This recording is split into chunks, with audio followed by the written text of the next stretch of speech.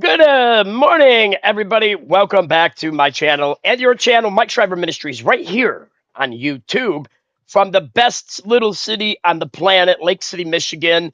It is a beautiful, slightly snowing, very cold for this time of year. Morning, everybody. Welcome back to my channel and your Very channel, cold Mike day Shriver outside. Ministries, right Sorry, here but I got on distracted there YouTube just for a second. from the best little city on the planet, Lake City, Michigan. So here we go. We got Angela in the house. And let's just kick it off with a video that just got posted. I just found it anyway, and it was like an hour ago it was posted. So this thing is fresh meat right off the truck. Here we go. Punch it, Chewy. Welcome back to Sunday Night in America. The partial government shutdown enters a second month. Welcome back to Sunday Night in America. The partial government shutdown enters a second month. Republican senators have been in D.C. all weekend trying to stop TSA agents from being used as pawns. But this is not a game. Lives are impacted in real significant ways. Democrats aren't punishing ICE. ICE is funded. They're punishing you and the women and men of TSA. And Trump may send in ICE agents to relieve the unpaid TSA agents. Wouldn't that be something? Democrats would be enlarging ICE authority rather than reducing it. Meanwhile, filibuster and cloture are still making news. Presidents wonder how someone can be elected without 60%. Kosei mix in the house. Without Kosei, 60%, no, it's Kosei. but the Senate That's right. is different. Hello, On the mates. other hand, senators are How are likely to go back through history and count the really bad bills that never became law because Republicans were able to use the filibuster during Obama and Biden.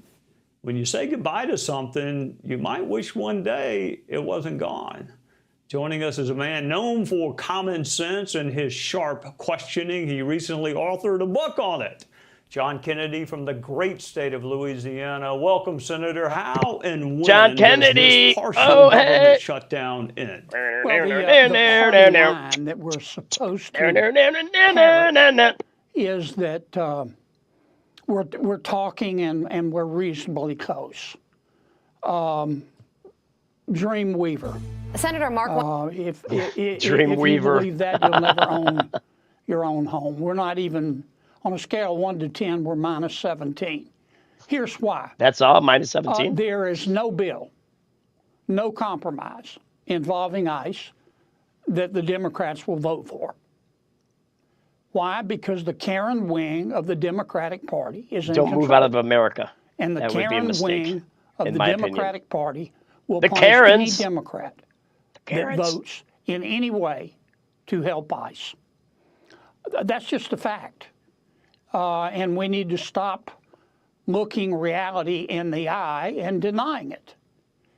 Here's what we ought to do, and I've talked to most of my colleagues about it, including Senator Thune. ICE I don't deployment speak to airports. for them. I would accept the Democrats' offer to open up everything except ICE at DHS. And then the very next day, I would pass a reconciliation bill which crafts a budget for ICE. We can do it without any Democratic votes. Amen. Certainly the Democrats are welcome to join us. We can do it with all Republican votes. That's how we passed the one big beautiful bill. We don't need Democrats to do anything with respect to ICE. Senator Mark They Wayne think we Mullen ought to could be abolish confirmed ICE, as the just new like Department of they Homeland want to Security. abolish police, just like they Sorry think about that.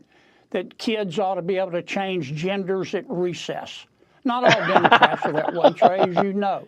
But Sorry, the had to laugh Karen at that wing, one. That the was loon funny. wing of the Democratic Party is calling these shots, and that'll get the TSA folks paid. What we're doing right now is a Great Dane-size whiz down the leg of every employee at TSA and everybody else at DHS who shouldn't be paid. And we're giving a bunch of pretty speeches on the floor when the truth is, and everybody knows it, the Democrats are not Good morning, going to Brother vote Ken's in the for house. anything that has to do with ICE because their party tells them they have to abolish it. And that's where we are. We can be open in 7 days. Way That's better. why I love having you on, Senator, because you I'm on the speak way the to being truth better. and you do it in a pretty blunt way. Speaking of DHS and blunt colleagues of yours, I've known Markwayne Mullin for over a decade. He is blunt. He's honest. He's one of the most loyal friends you can ever have. I would have preferred to see Markwayne and Rand Paul work out their differences in private and not public, but maybe I'm wrong about that. Well, look, I'll say this for their exchange. It was authentic. I mean, they don't like each other. That's the way the world works sometimes. Markwayne's going to be confirmed. We've got huge management problems over at DHS. I don't want to plow old ground, but we've got huge management problems. And it wasn't just about the fact that the former secretary spent $250 million making political commercials with her on a horse in front of Mount Rushmore. I like those commercials. She looks really pretty on the horse. A big problem. I don't mean to speak And the mountains in the background were awesome. I like Secretary Nolan, but the truth is, and everybody knows it, we need some fresh blood there. Markwayne will provide it. He's experienced. He's a good businessman. He understands the legislative process. I can't wait to get him confirmed, and he'll be confirmed this week.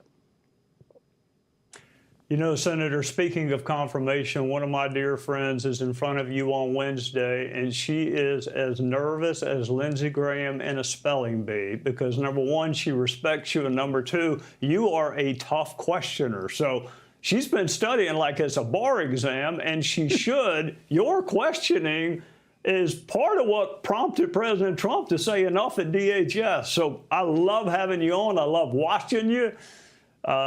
People say they don't like lawyers, but they like John Kennedy. Thank you for joining us on a Sunday night. Trey, Congress went to hell as soon as you left, man. We need you back. God bless you, Senator. We'll see you soon. Take care. All righty. Next video coming up right now, so you ain't got time to go get a cup of coffee. Here it is. Punch it, Chewy. Senator Markwayne Mullin could be confirmed as the new Department of Homeland Security Secretary as soon as today, with travelers at major airports set to see ICE agents working alongside TSA. Yes, the amen. deployment is meant to relieve growing lines and travel delays as TSA workers are calling out in droves. Madeline Rivera live in Washington with the details. Yeah, I just started, Brother Ken. Good morning, Todd and Carly. It's unclear how many ICE agents will be deployed.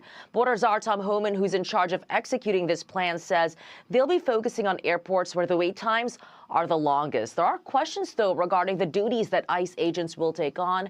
And here's Homan giving more details on that. There's a lot of things that TSA does. It doesn't require like specialized training. I love right? Holman. He's awesome. Like you have exit lanes where people leave the airport. Now people try to enter those exit lanes. That's a security breach. Well, an ICE agent can maintain those exits. ICE can check identification before people enter the screening area, right? And we're trying to release TSA resources to get to positions that they really need expertise in, like the X-ray screening. House Minority Leader Hakeem Jeffries warns having ICE I got agents a Hakeem at Jeffries airports video in here has somewhere risks. too. Puke. I The can't last stand that thing that guy. the American people need are for untrained ICE agents to be deployed at airports all across the country. Airports. Potentially. Okay, here we go. This guy is not, he's definitely not Hakeem the Dream Olajuwon from the 80s, the basketball player for the Rockets. I think he ended up with the Raptors at the end. This guy is Hakeem, not the Dream Jeffries. To brutalize or in some instances kill them. We've already seen how ICE conducts itself. These are Sharon untrained individuals when Peterson. it comes to doing the current Oh, job I that they missed have you. for the most part, let alone deploying them in close exposure and highly sensitive situations at airports across the country. Frustrations are mounting as long lines persist at airports across the country. The national call-out rate for TSA workers was more than 11% on Saturday, the highest wow. since this partial That's a lot of government call-ins shutdown to work. began. Homan, who's met with a bipartisan group of Hi, I'm lawmakers on calling in Capitol today. Hill, says while they Why? are having good conversations, I'm not there getting are paid. still some gaps. But the Senate was able to advance Senator Mark Why would I Mullen's show up? nomination yesterday. Two Democrats, Senators John Fetterman and Martin Heinrich, voted yes, Time store Obama. breaking with the rest of their Yeah. party. Mullen's final confirmation vote is expected to take place tonight. Dan and Carla. Madeline Rivera, thank you. With that, let's bring in former DHS Deputy Assistant Secretary and former Acting ICE Director Jonathan Fahey. And Jonathan, I want to pick it up where Hakeem Jeffries left off. An insane statement there really doesn't necessarily, I think, even warrant a response. Him saying ICE agents are going to kill people at airports. The minority come leader on, of the give me a House should not be break. saying things like that. But it Let's grow up, does sort of Democrats. lead me to believe that Democrats are going to try to fight this in court. Is there a way for them to do so? It's a presidential mandate. I don't see there's going to be any way for them to fight the deployment of these agents within the airports, because they actually have the ability to enforce immigration law or any other law within the airports currently. And I do think this will ultimately. Sorry, not sorry. I bet you a Buffalo nickel, and I do believe I have one still.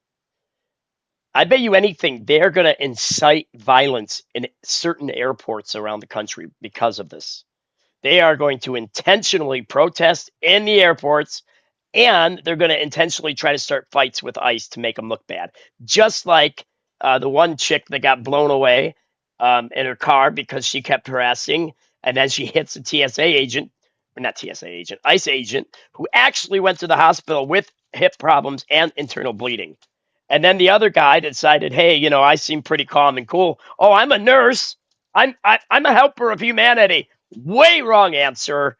You are disrupting everything, and he got shot. Unfortunately, these people are dead and gone, but they should have never been there harassing. You know, it's a short-term fix, but something needs to be done when you see these lines. But the more important thing with all of this is like what we're seeing in LaGuardia, not the same thing, but safety is the most important thing. And that's why we need security at our airports. While we're talking about legal challenges, Elon Musk saying he wants to pay TSA agents who aren't getting paid during the shutdown. Legally, can he do that? I think that's also going to be a very difficult thing. You would need sort of a way to appropriate that money. I'm really glad he's doing it, and I think it makes an important point, but I think it would still need sort of a mechanical way to do so. You can't really just donate money to the government and say we want it spent a certain way, but it is a great idea to the extent it brings to the attention of the American people what's going on here and who's making these TSA agents coming up on missing their third paycheck coming up this Friday. Meantime, yet another tragedy thanks to Joe Biden's open border. 25-year-old Venezuelan migrant Jose Medina due in court today after being charged with 6 felony counts, including murder for allegedly gunning down Loyola University student Sheridan Gorman. She was simply walking with her friends along the Chicago lakefront last week. You know the words that we use in these situations all too often: preventable, senseless, and yet Chicago Mayor Brandon Johnson said the following, quote, "They need to continue investing in a holistic approach to community safety." Or here's an idea. How about stop being a sanctuary city and get guys like this out of the country before they kill innocent Americans? Jonathan. Yeah, exactly. Not only is it preventable, but they didn't even try to prevent it. Remember, he comes in under Biden-Mayorkas open border policy. Because we need those ICE agents there and the voting booths. He was arrested in Chicago, let loose under their sanctuary city policy. So 2 bad Democratic policies led to her death. Unquestionably true. And what makes this important, really going back to the last story, that's what the fight's about. The Democrats' most important constituency is illegal aliens at this point, and that's why they're shutting down our airports, because they're trying to keep them in the country, and ICE is trying to keep people like this person, get them kicked out before they murder people. It's a senseless, horrible, preventable tragedy, but there needs to be blame laid on the Democratic Party because they are in favor of policies that cause this to happen. Again, I think it's so important in every segment like this. Sadly, the Democrats are sinking their own ship. Let's think about that family that lost a daughter. You think of all the time and energy, the love you have for that child, and that was just snuffed out It was preventable because that guy did not need to be here. He shouldn't have been here. And thanks to the policies of the Biden administration and the... We're going to come back to this video. I got a more pressing video we need to watch right now. Just coming in. This is sad. At approximately 11:40 last night, Air Canada Flight 8646, operated by Jazz, collided with the Port Authority aircraft rescue and firefighting vehicle on runway 4. The plane carried 72 passengers and 4 crew. The ARFF vehicle carried 2 officers. In accordance with our emergency plan, our mutual aid partners, FDNY and NYPD, immediately responded. Initial numbers indicate that 41 passengers and crew were transported to the hospital, as well as the ARF officers. At this time, we understand that 32 have been released, but there are also serious injuries.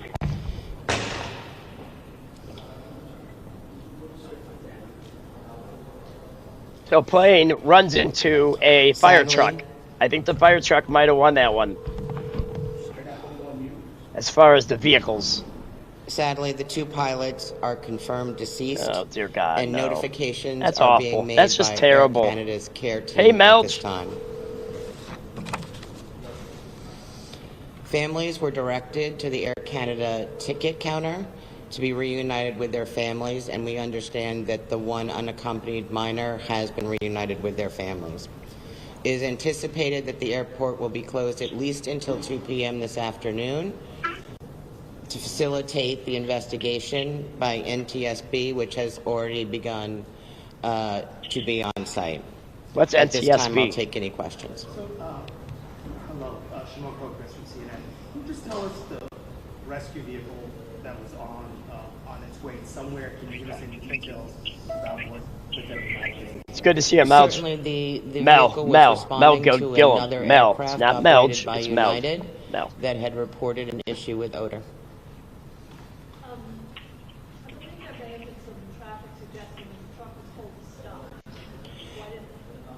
The NTSB will investigate exactly what went on in this crash, and I will defer to them in all of those aspects. So, in terms of when the plane landed, like how soon after did the crash occur from when it landed to when your exact occurred? The collision occurred during landing.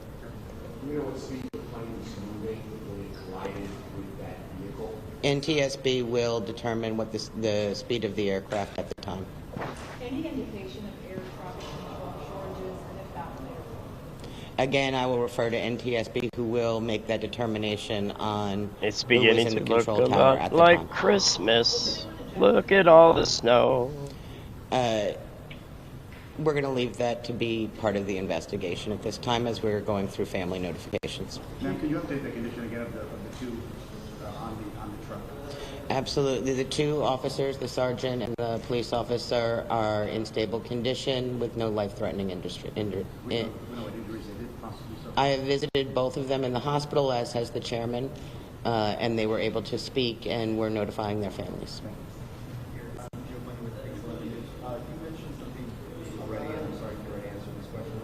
Oh, okay, so it's a national safety. Okay, thank you for letting me know. A pilot who had multiple attempts at takeoff requested support. They are responding to that request. What's the normal, like, how does this work? What's the procedure when one of your rescue vehicles is about to enter, let's say, the tarmac or the runway? Can you just talk a little bit about what the procedure is? Certainly. The procedure always is in deference to the control tower anytime anyone is moving on any of our runways or taxiways. So they have to get clearance from the tower? They have to get clearance from the tower to move on our runways and our taxiways. Can you get clearance on what the timeline is right now? So most of the passengers have now left the terminal. They were either transported to Elmhurst or Presbyterian Hospital in Queens. Those who did not get transported were taken to the lounge. Their families came and they were reunited. I believe there are very few still here. SB arrived, the first portion of NTSB arrived approximately 3:30 this morning. More investigators we anticipate to be on site around 6 this morning, and then we will follow their lead on what their investigation requires, and they will have the time they need to make that determination. When you say 2 p.m., is that the earliest it could reopen? That is the earliest it could reopen. But it could be later. It could be later if they decide that they need additional time as part of their investigation. Was the job seat occupied or not? We do not know at this time. We don't know, so there could be. Oh, no, we know that all people who were on the plane have been accounted for. Can you talk a little bit about the 9 people who are still in the hospital? What are their injuries? I can't speak to their injuries at this time, but we know that some of them are serious. Is there any It's a guy speaking a man. It's a guy speaking a man. His voice definitely hints toward it, doesn't it? I do not have a number, but we can probably get that for you. I even just said his. The airport was operating. I got a close up on him. Before this happened, was there any weather conditions? Was there anything else that was reported by? Our understanding is it was operating normally at the time. No, I think that's a woman. I don't think that's a dude. It definitely sounds like one, though. At this time, the 2 fatalities are the pilots. We're not making judgments. We're making observations. Right. Thank you, everyone. You're welcome. I mean, wait a minute. That wasn't me.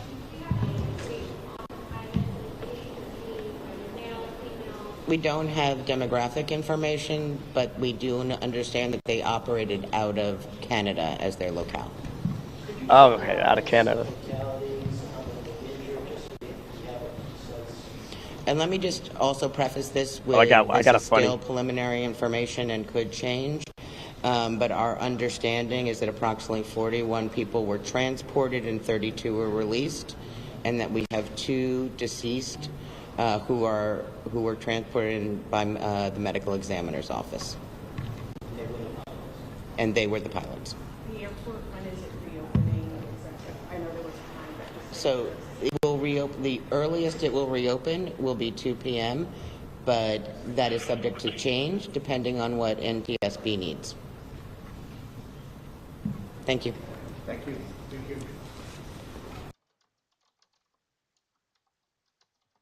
All right, moving on to the next video. Let's see. Is this one a good one? We have some breaking news to report on in terms of recent developments in Okay, the Middle yeah, East. this is a good one. President Trump posting to Truth Social just a few minutes ago, talking about some talks that have been held between U.S. and Iranian officials over the last. We're going to come back to this one. All right, let's get back to where we was. I think I might actually have that in the queue. Okay, now we're ready for another video. Let's continue this one because this was an important one about ICE and airports. Chicago mayor and the Chicago administration, we are missing a beautiful young lady this morning, and it is horrific. Jonathan Fay, I get fired up about it because, you know, I have 2 daughters myself. I can't imagine this happening to me. Just 2? Jonathan, I got thank you. 4. I'm Steve Man, Dixon. you're a I'm Brian lightweight. Kilmeade. And I'm Mike Shriver. And click here to subscribe to the Fox News YouTube page to catch our hottest interviews and most. You won't find it anywhere else except for right here at Mike Shriver Ministries. President Trump blasted NATO over their Oh, yeah, this is a good one. Iranian aggression, calling them a paper tiger without U.S. assistance.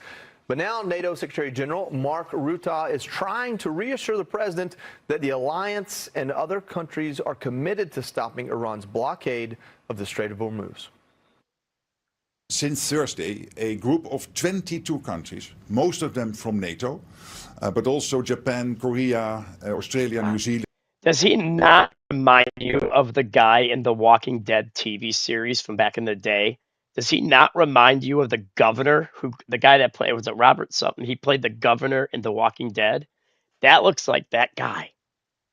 I don't know. He just strikes me as the governor, the evil guy that was trying to mess with Rick and his group. Bahrain, most of the other countries from NATO coming together to implement Mike, his a vision man is a male of making child for the sure most that part. The Strait of Hormuz is free, is that was a good opening one. up as soon as that is possible.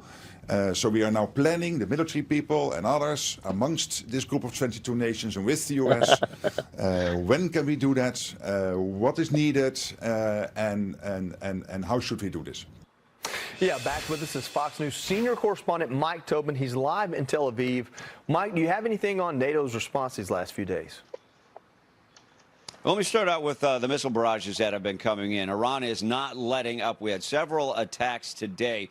And just less than an hour ago, we saw another cluster bomb come in. The cluster bombs have been very effective for Iran because even when the Israeli air defenses intercept them, they break up into smaller bombs, which explode when they hit the ground. What we're getting from Magen David Adom is Israel's Red Cross. This latest bomb did cause some injuries, but they're light, no life-threatening injuries. Yesterday, we saw 2 ballistic missiles with 1,000-pound warheads hit residential areas in the south of Israel. That injured more than 100 people and struck very close to the Natanz nuclear research facility. For all the damage Israel now endures, the Secretary General of NATO says it's necessary to remove the threat Iran has imposed for decades. It is crucial that the President, that the US is doing this, to take out the nuclear capability and the ballistic missile capability, because this is posing a threat. It is an existential threat to Israel. It is a threat to the region. It is a threat to Europe, to the whole world. It is necessary, and I commend the President's leadership on this. And President Trump spoke with Israel's Channel 13. He said, as far as the ultimatum for opening the Strait of Hormuz, we will find out what will happen. He said total decimation of Iran. He said they've been bad actors for 47 years, and they're about to get their comeuppance. Joey? All right, Mike, stay safe there. Thank you for joining us. The price tag for the conflict with Iran could reach over $200 billion. The Democrats are already signaling it's war. Of they're course not it's going to be support another expensive. dime. Oh, we don't need them. We got the All Republicans. right, so joining us now for tonight's big close-up is Indiana Senator Jim Banks, who sits on the Senate Armed Services Committee. Welcome in, Iran. Senator, thanks for joining us. From we were Iran. going to play a video, but we don't have it, of basically Democrats saying they don't want to spend money, which is rare. We don't mind the Iran flag here, as long as it, it's the person's we try to tell you guys being about polite. it because it is so rare. $200 billion, you sit on the committee that this works through the funding. From my understanding, the Pentagon's working on almost $1 trillion right now, $800 billion in NDAA and $150 billion from the big, beautiful bill. I guess this $200 billion would be to replenish munitions spent, but I mean, it's still a lot of money, and it's still a lot of money from taxpayers. Well, it's a lot of money, but it's going right into rebuilding our stockpiles, our own munitions. It's in America's best interest that we reshore all of these defense manufacturing jobs in the United States of America and make munitions and weapons at home rather than rely on China and other countries around the world. So the $200 billion is going to go to America First priorities that are good for what we're trying to do to take out terrorists in Iran. It's good if we ever, hopefully, to deter a war with China over Taiwan and whatnot. So we haven't. Who's going to war with whatnot? Did you just hear him? He said with China and whatnot. But anybody else use whatnot? Spent on America First priorities. Well, that's good to hear, Senator. We appreciate your answer on that. Now, I want to move it back Play home. on words. We've been reporting all night about the airport lines, TSA. We know President Trump sending in reinforcement with ICE agents. And, you know, we wish that was happening tonight for some of us who are flying out. But, you know, I got to ask you about the end goal here and where you see this going. You know, it doesn't feel like Democrats are motivated at all to get DHS funded. It doesn't even feel like they want to come to the table and have a discussion. So for all the Americans out there that are wondering when they're going to get some relief, for all those agents out there wondering when they're going to get paid, what insight can you give us into how long this is going to last or what things are looking like? Well, I mean, these Democrats are so crazy. I mean, if you're in an airport and you see these long lines, you better know, I think most of them do know, it's Democrats and Chuck Schumer that are causing the long lines at airports. And it's because they hate ICE officers. They don't just want to defund the police. I didn't know that. I thought it was the regular Iranian flag. The federal law enforcement. Well, then get that out of here. Deporting if that's the Islam flag, get it out of here. This is wild if you think about it, that's Democrats' top priority. They want to tie President Trump's hands in Iran. Mel, that was funny. Mel cracked a funny. We're in a fight with the biggest state sponsor of terrorism in the world, and at the same time, the Democrats have shut down the Department of Homeland Security at home, which makes us less safe. So that's the Democrats' priority. Yesterday as well, on the Save America Act, these crazy Democrats, every single one of them. Okay, Sharon, come on back. Bring me some coffee, boys too. Out of girls' sports. I mean, that's how radical and crazy the Democrats are. I hope we can get Department Jim of Homeland Britt, Security I agree. reopened And Trump this week started that because again. You have so many families who are traveling over spring break. You see these long lines. It's going to affect a lot of people, but it's the Democrats' fault. Senator, we have heard Republicans routinely say it's the Democrats' fault, but why not move to reconciliation? And the second part of that question is, are there 50 Republican senators who would vote yes, to actually fund Homeland Security in its totality in a reconciliation package? Well, I would hope so. I mean, Republicans are unified behind funding Department of Homeland Security and those priorities, which, by the way, includes funding for FEMA, Secret Service, and our TSA agents who have now gone 2 pay periods without getting paid. So reconciliation is one way to do it, to fund it. If there's not a single Democrat who's willing to help us to fund the department, then put reconciliation on the table, and I think every Republican would vote for it. But at the end of the day, so why Jason, not do it's that? crazy. But why not do that? Do you have anything it's one else? option to do it. Do you it's have one anything option else? To do it. Well, do you have anything else in reconciliation? Because you only get it once per calendar year, so the clock's ticking. Is there something that we don't know about? Why not just do it today?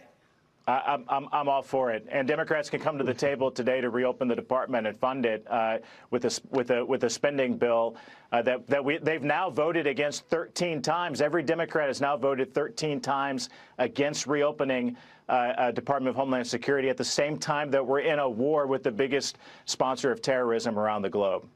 Well, Senator, an issue that Republicans don't seem unified on is the Save America Act. One of your colleagues, Senator Roger Marshall, was on with us earlier and said that he doesn't think that there are 50 Republican senators to get this across the finish line if you were to enforce a talking filibuster. So my question for you is, have you had any conversations with those Republican holdouts? And do you know if they would support a clean federal voter ID bill just to get that at least across the finish line? Well, we're going to find out this week. We're going to vote on it this week. The Save America Act, which provides voter ID in federal elections. This is enormously popular, not just with Republicans, should be but with obvious. independents That should and go Democrats without too. saying. And then, as well, President Trump has demanded, and we're voting on amendments to include an amendment like I talked about yesterday that would protect girls' sports from boys playing in girls' sports, and then to stop transgender surgeries. Hey on guys, minors. please That'll be a hit part that of the subscribe Save button. America Act as well, which is incredibly popular. To those Republicans who vote against it, I mean, that's wild to me. I can't. I'd very I think much we know who a appreciate it couple if you of would them subscribe. are, We're but almost to at get to 3,100 subs. I need 51 17 votes, more of Republicans out of the from 53. good-hearted people. I think we'll do it. At the same time, you'll see how crazy Democrats are for voting against probably the most popular bill that's ever come before the United States Senate, the Save America Act, and the Democrats are all going to vote against it. Senator, I'm curious, do you know who those Republican holdouts are? Because I think that our viewers deserve to know their names. You know, we're going to find out this week. I don't know exactly who they are, but we're going to vote on the Save I bet he America does. Act this I bet week he's for lying. Voter ID in federal elections to save girls' sports and to stop transgender surgeries on minors. I can't imagine that any of the Republicans or the Democrats would vote against the Save America Act. It's so popular. But the American people are going to see the names on the board of who votes yes and who votes no very shortly. Senator, real quick, I just want to understand here. The Senate's got 2 bills in front of it, incredibly important to Americans. One of them is to fund our government, the part that keeps us safe. And we're giving concessions there. The other one is a SAVE Act, which is about strengthening our elections, and we're adding amendments there to other issues. It seems to me like you're going in the wrong direction on both of these. I mean, the American people expect bills to come through that represent what they talk about. So as much as I may be for banning transgender surgeries, maybe that needs to be in another bill if that's one reason one person won't vote for it. It seems to me like those torpedo this bill before they save it.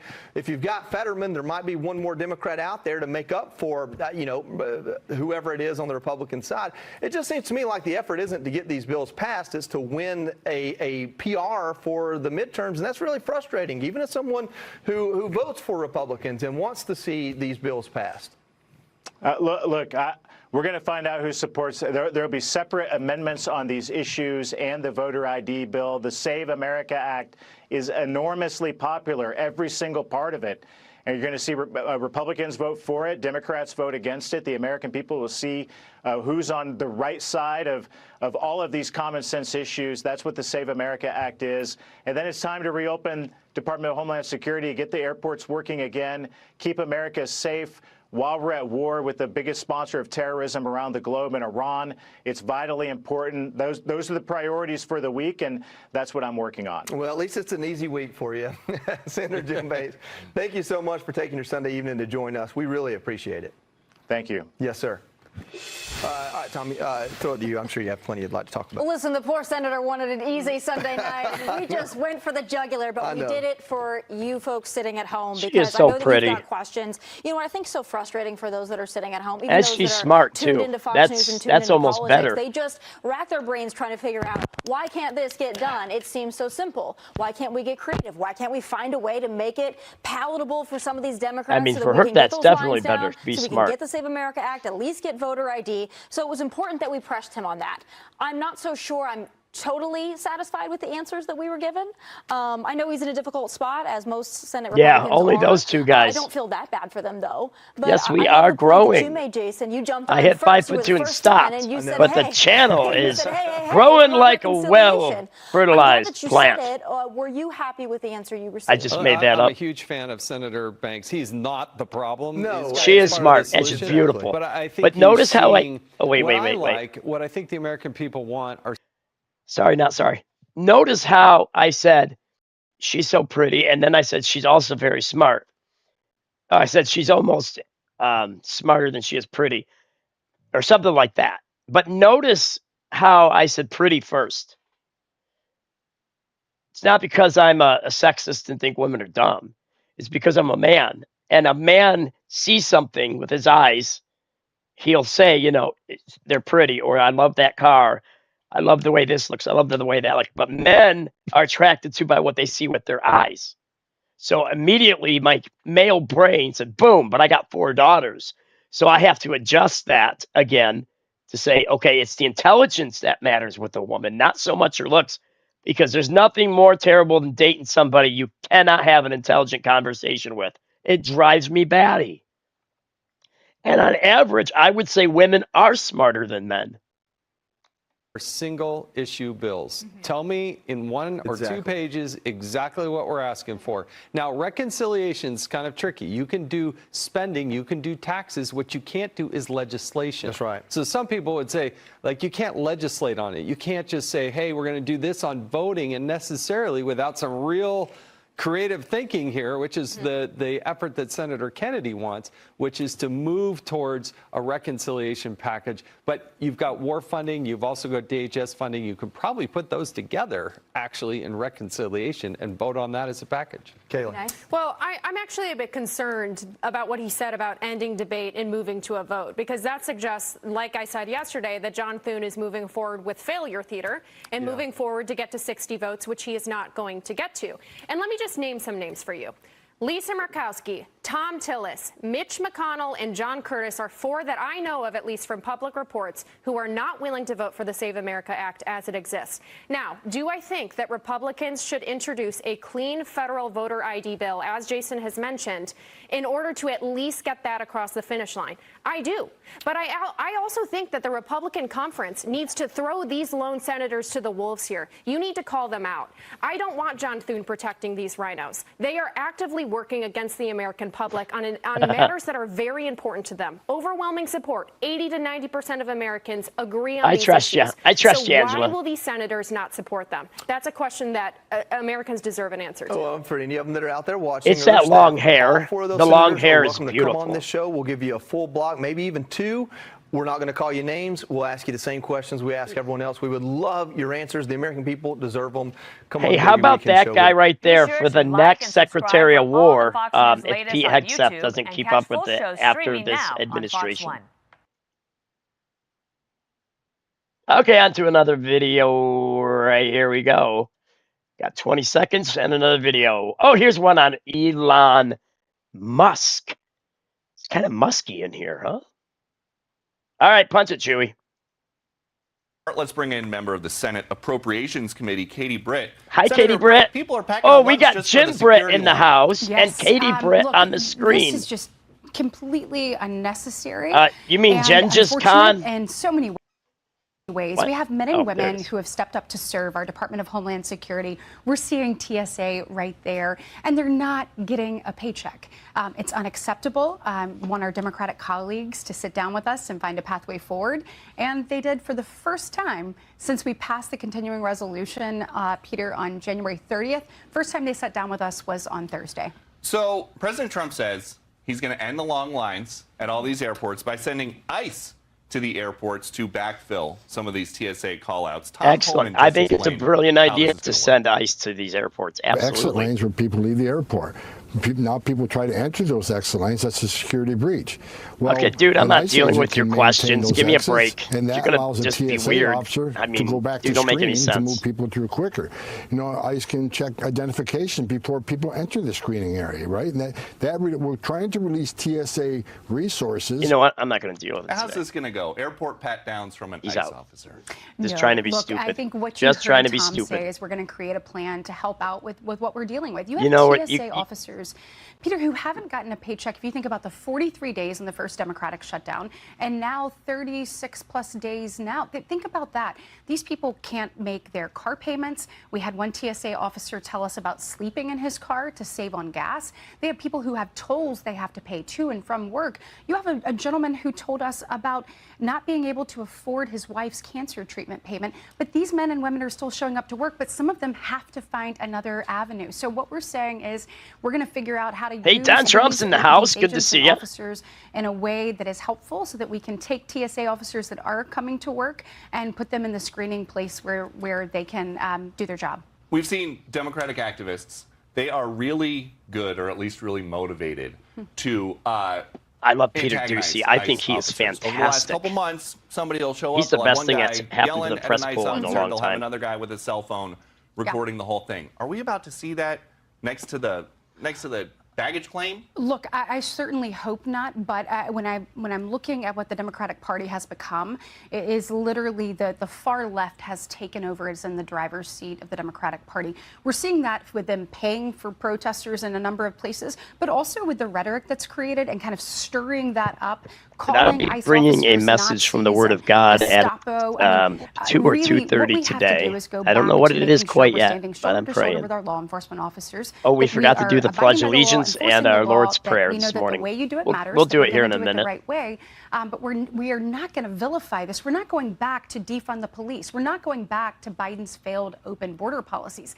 That's ultimately what many of my Democratic colleagues and people in the Democratic Party have said, that this is really about defunding ICE, that's what they're getting at. I hope that common sense will prevail, that we will pay every person that raised their hand in the Department of Homeland Security to say that we want to keep our homeland and the American people safe, and that we will find a pathway forward. I believe a pathway is there, but certainly not if you don't have a conversation. Elon Musk is offering to help. Have you seen this? He's put out the word, and we've got his post. He said, "I would like to offer to pay the salaries of TSA personnel during this funding impasse that is negatively impacting the lives of so many Americans at airports throughout the country." Are you senators talking about letting Elon Musk come in to pay TSA? Listen, I don't think they're going to say no. The last Democrat-led shutdown, longest ever, 43 days. We saw an anonymous donor come in and do about $130 million to make sure that our troops were paid. There's obviously there's a provision that allowed for that now. I think what we're looking at now is what provisions allow for things like this to happen in the Department of Homeland Security. I appreciate the patriotism, because what he's saying is these men and women are coming to work to keep us safe. They should be getting a paycheck. And let me say this, Peter. I believe if Congress wasn't getting a paycheck right now, that they would be much more eager to find a solution about this. And I believe John Kennedy has a bill, and it says that if we don't do our job, and that if people aren't getting paid in the government that have stepped up to serve the United States government, then Congress shouldn't get a paycheck either. I firmly support that. And I think that if that moved through the Senate and the House, that ultimately people will be much more eager to find a resolution. And I am all for it. I want to ask you about something else. The other big story this week, which is Epic Fury. It continues. You spent a lot of time with President Trump. I want to play a soundbite of something that he told me. Wow, I think YouTube got mad at me about the office this week. Oh, I'll have to You watch said this. twice today that you talked to another former president about the Iran strikes. I did. Was it George W. Bush? No. Was it Bill Clinton? I don't want to say. I don't want to say. Because... Wait a minute, I didn't catch that. A member of a party, and they... Was it Bill I will rewind for a second. Whoops, sorry. I don't want to say. Former president about the Iran strikes? Was it George W. Bush? No. Was it Bill Clinton? I don't want to say. Watch its face. Because Barack Obama. a member of a party,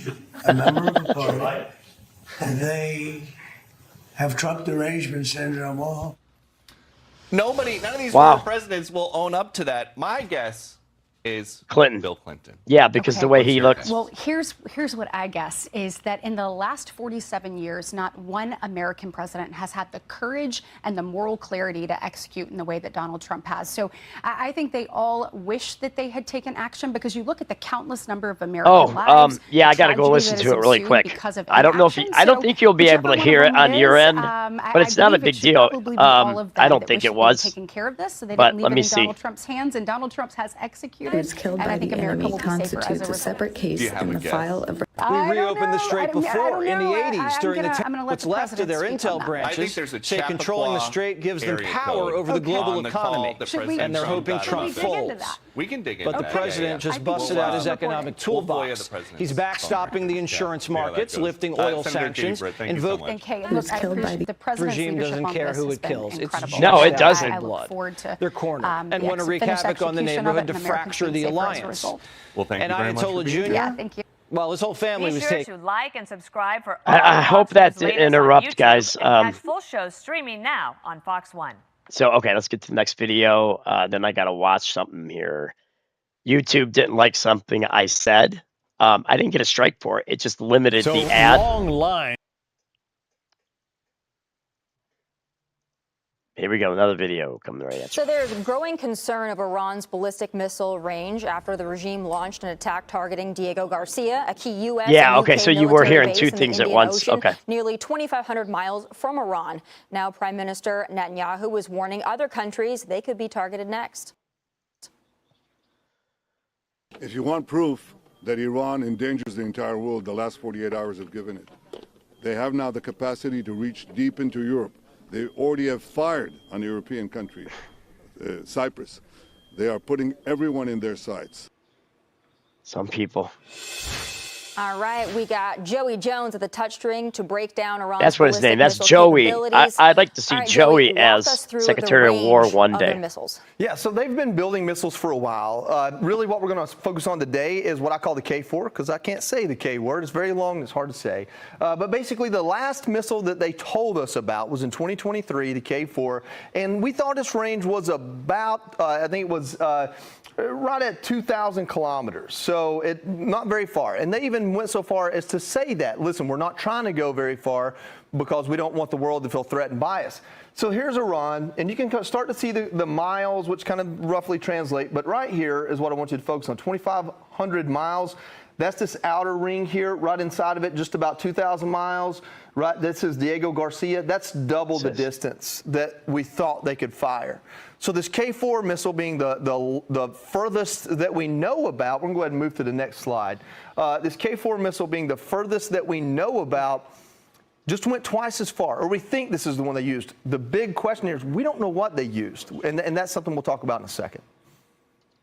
Well, interesting, Joey. The question really for me is like, how do they actually launch them? How do they launch these things? Yeah. So what's really cool? I've got a couple of pictures here that I want to show you. So they're zoomed in, so it's hard to see. But this is essentially a tractor and trailer. This is a truck with a trailer bed on it, with a missile on it. As you'll see, it's being raised. It's at about a 45-degree angle there. So what they do is this is mobile. So the word they use for it is called the Transporter Erector Launcher, the TEL. So this is what's really amazing. Well, this is what's really difficult about this.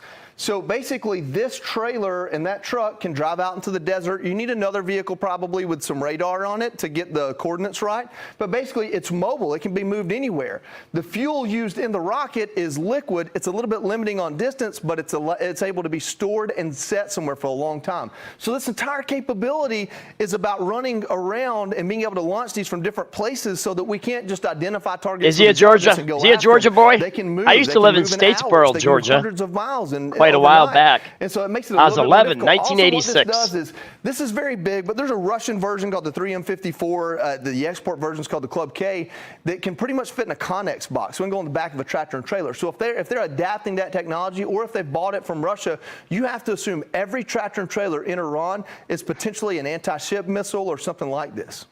Joey, you said that we weren't aware that Iran had the capability to launch a missile this far. So what kind of rocket was launched at the Diego Garcia base, and is it different than the ones that we knew that they had? Yeah, so I'm not going to pick on you on nomenclature here, but basically this is a missile. It said policy, violence. What did I break into violence? The rocket is a propulsion system. You point it in a direction, that's where it goes. It's not guided. The rocket has fuel in it, just like the Gemini space rockets, you know. And so what happens is, this actually goes suborbital. I didn't show you on the last screen as easily. There's a screen in a minute I'll show you. This goes hundreds of miles above the surface, not into the atmosphere, above the surface. So the higher you launch it from, theoretically, the higher it goes. It goes hundreds of miles above the surface. And when it does, this part here breaks off, just like we see with space program. And this part here, this is called the reentry vehicle, which encompasses the warhead. There's other words for it. And what happens is when it goes exoatmospheric, gravity's not as big of a deal, this breaks off. And what we believe, because they're not just telling us, is that this warhead, this reentry vehicle, exoatmospheric, has thrusters on it that orient it towards its target, and then it lets gravity do its job, and it comes back down. So the reason why that's important is what we know about this specific rocket, or this specific missile, which is the best one that we know they have, the K4, is that this is liquid fuel, which limits them a little bit on distance, but allows them to store it. And it's a single stage, which means once this burns up, that's as far as it goes. What we're trying to find out now, or what probably people other than me know, is if they added a second stage in here to get it further, or if it's actually a completely different reentry vehicle that has some sort of, exoatmospheric thrust in itself. We're not really sure how they got so far because of what we know about its motor. They call that a rocket motor. Ooh, so that's what I got a new video about the plane crash in the fire truck analysis, their threat analysis after the fact. So when they get hit with these missiles, they don't always share that information with anyone, to include us. Hopefully this landing near Diego Garcia, we are recovering that and we're getting that information. It's not that Israel's a bad partner, it's that that's how they're able to keep things covert, because as you can see, our own Pentagon didn't want to share things with other allies either. So that's just kind of part of it. So, Joe, you kind of already walked us through how the ballistic missile works, and we appreciate that because we hear all these things, and, you know, civilians hear rocket, we hear missile, we hear all these different types, and sometimes it's hard for us to decipher which is which and what that means for us. I want to go back because you already explained kind of how it works. Can you go through the ballistic missile stages that you have on that screen there so that we can really conceptualize this? Yeah, so I'm not able to draw on this screen, or I would add a little bit in here, but I want you to suspend your disbelief, use your imagination, because I'm going to teach you about how we intercept these. When they are launched, and that's what this is showing here, they actually go exoatmospheric. So they go, I mean, this shows 500 to 1,000 miles. It depends on the missile. The missile we're talking about, we thought was like 150 to 500. So if it goes that far up, what have they done? One thing they could have done was just lighten the weight of the warhead on it and gotten more altitude that way. We just don't know yet if they actually have a better missile or if they modified this missile where it has less of a warhead on it but could go further. So once it gets exoatmospheric, then it breaks away. The rocket motor goes away. A couple other things happen. It says, watch live. Secretary Duffy briefs after fatal LaGuardia plane crash or collision. That is coming up soon. I hit notification on, so I'll get the notification. And then it starts its descent back down. At this point here, it's locked on to its target, and it's coming back down. The reason why that is important is it's like artillery. You decide where it's going down here. It can adjust itself a little bit up here, but it can't completely change where it's going up here. When it starts reentry, here it is. What they're saying is that this reentry vehicle has broken down into a warhead at this stage. At that point, that's when our THAAD system uses radar, generally where we think we're going to get hit, and that might be the first time we know that that missile is headed towards us. So it's this part here, when it's reaching Mach 8. It's already 8 to 16, so it's supersonic. And that's how much time we have to lock onto it over the radar and send THAAD towards it. And basically what it's doing is the computer is calculating, well, if it's here now and it's moving that fast, it'll be there in a few seconds. So we may be intercepting it way down here. Look at that big arc. And this is hundreds of miles high and thousands of miles wide. And in all of this arc, it's this section down here most of the time where we're finding it and intercepting it. One thing I know is that some of our THAAD radars have been hit. You take those radars out, now you've got a hole in your dome, in your gold, whatever you want to call it. And so the reason why that's important is some of these are guided in ways that one day we talk about hypersonic guided missiles. This point and shoot method may not work. So this is the evolution of defense. So when President Trump says he wants to raise all this money to put a golden dome over the United States, it's advanced technology from what we're doing now with the THAAD, something other than radar.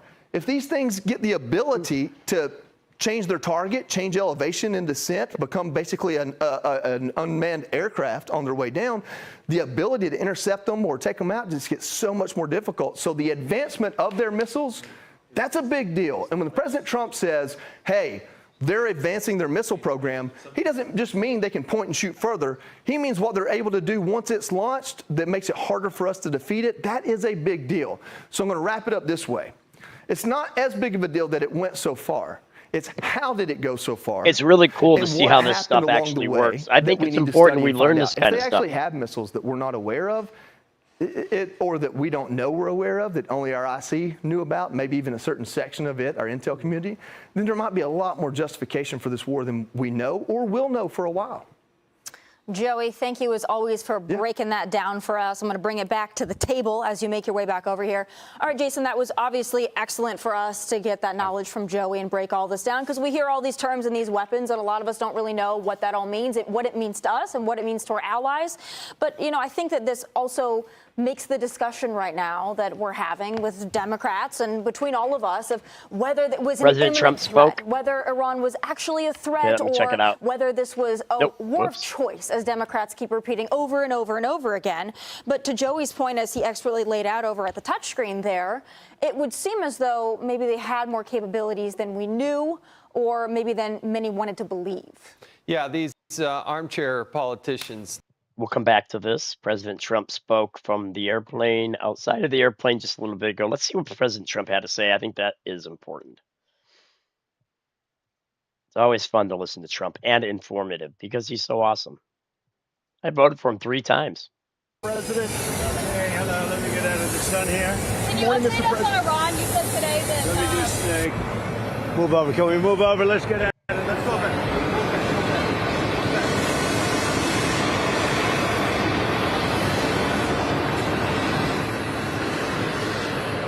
You went, okay, so you know where state or Los Angeles. That's cool. Yeah, I was there in 1987 or 86 for 4 months. Productive conversations to end the war. Well, they're going to have to get themselves better public relations people. We have had very, very strong talks. We'll see where they lead. We have major points of agreement. I would say almost all points of agreement. Perhaps that hasn't been conveyed. The communication, as you know, has been blown to pieces. They're unable to talk to each other. But we've had very strong talks. Mr. Witkoff and Mr. Kushner had them. They went, I would say, perfectly. I would say that if they carry through with that, it'll end that problem, that conflict. And I think it'll end it very, very substantially. We have very much in mind our partners in the Middle East. We've had great relationships with a lot of them, as you know. A lot of them were surprisingly hit, and I was surprised to see it, and so was everyone else. But we have, they're very much in mind in the discussions. So the discussions took place yesterday. They went into yesterday evening. They want very much to make a deal. We'd like to make a deal too. We're going to get together today. By probably phone, because it's very hard to find a country. It's very hard for them to get out, I guess. But we'll at some point very, very soon meet. We're doing a 5-day period. We'll see how that goes. And if it goes well, we're going to end up with settling this. Otherwise, we'll just keep bombing our little hearts out. Who is Steve Witkoff speaking with, Mr. President? A top person. Don't forget, we've wiped out the leadership phase 1, phase 2, and largely phase 3. but we're dealing with the man who I believe is the most respected and the leader. You know, it's a little tough. We've wiped out everybody. Is that the Supreme Leader? No, not the Supreme Leader. So We don't. not much talk Well, nobody heard of the second Supreme Leader, the son. Are these direct? We have not heard from the son. Every once in a while you'll see a statement made, but we haven't. We don't know if he's living. But the people that seem to be running it, and they seem that based on really fact, because things they've said have taken place. Mr. President, Again, Mr. President, I know you deployed. Because I don't want him to be killed. Okay, I don't want him to be killed. Mr. President, you deployed. Nobody wants to be that. Nobody wants that job right now. You know, nobody's exactly looking forward to being the head of that particular country. But perhaps we'll be able to solve that problem. Mr. President, you've deployed ICE agents to American airports today. Newsmax, sir. You've deployed ICE. You're not doing a very good job. You've deployed ICE agents. You're not doing a good job. Did you hear me? Okay, go ahead. What exactly do you want from You these believe it? talks? I'm taking CNN over Newsmax. What You believe exactly it? are you looking for in these talks, Mr. President? We're looking for all of the things that we've been talking about. We want to see no nuclear bomb, no nuclear weapon, not even close to it, low key on the missiles. We want to see peace in the Middle East. We want the nuclear dust. We're going to want that. And I think we're going to get that. We've agreed to that. Yeah, we've agreed to that. You want the enriched uranium before you can end this. And we want no enrichment, but we also want the enriched uranium. If this happens, it's a great start for Iran to build itself back, and it's everything that we want. And it's also great for Israel, and it's great for the other Middle Eastern countries, Saudi Arabia, UAE, Qatar, all of them. Kuwait and Bahrain in particular, so it's great for all of them. If the war is ending, do you still need $200 billion? It's always nice to have. It's always nice to have. It's a very he sure did nail Newsmax, didn't he? The Democrats inflame it. You know, largely the Democrats inflame it. Let me just talk about I thought Newsmax was usually a fairly balanced. You know, I'm a big believer that they should be able to wear masks when they go and hunt down, you know, murderous criminals and Lambert, others. good to see you. For purposes of the airport, I've requested that they take off the mask. I don't like it for the airport, and I believe they are willing to do that. Mr. Why President, do they wear masks not at the airport, but they need to do it when they're out in the country? The people coming into the airport, typically speaking, aren't murderers, killers, drug dealers, etc. There may be a few of them, but there are many. They're people that want to come into the country, or that people want to leave the country, go into maybe their home country. So I didn't think it was an appropriate look for an airport. I think it's a very appropriate look when they're out on the street trying to find one of the 11,888 murders that Sleepy Joe Biden led into our country. Elon Musk. Sleepy Joe, what do you know, Sleepy Joe? Sorry. Last year you gave a $10,000 bonus to TSA workers who kept showing up to work during the shutdown. Will you do that again? Well, it could happen. It's amazing. There are people that are really, really loyal and great, and it's not easy for them. And this is all caused by the Democrats. It's just so you know, all this money was approved. Everything was approved. This is done. The Democrats went in, and they want to have radical left lunatics come into our country. They want to have drug dealers. They want to have murderers come into our country. They want to have open borders, and we're not letting it happen. That's what this is all about. They don't want voter ID. They don't want proof of citizenship. They don't want mail-in ballots. They're so corrupt. What they want, the only thing they want is mail-in ballots. So we also added, as you know, into the Save America Act. And it's called Save America. It's not the Save Act.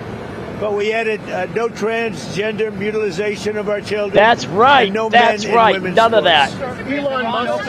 Lambert, how's it going, buddy? Go well, and you reach. I don't think he's going to be a Newsmax. If these talks go well and you reach a ceasefire agreement with Iran, do you believe Israel would abide by that agreement?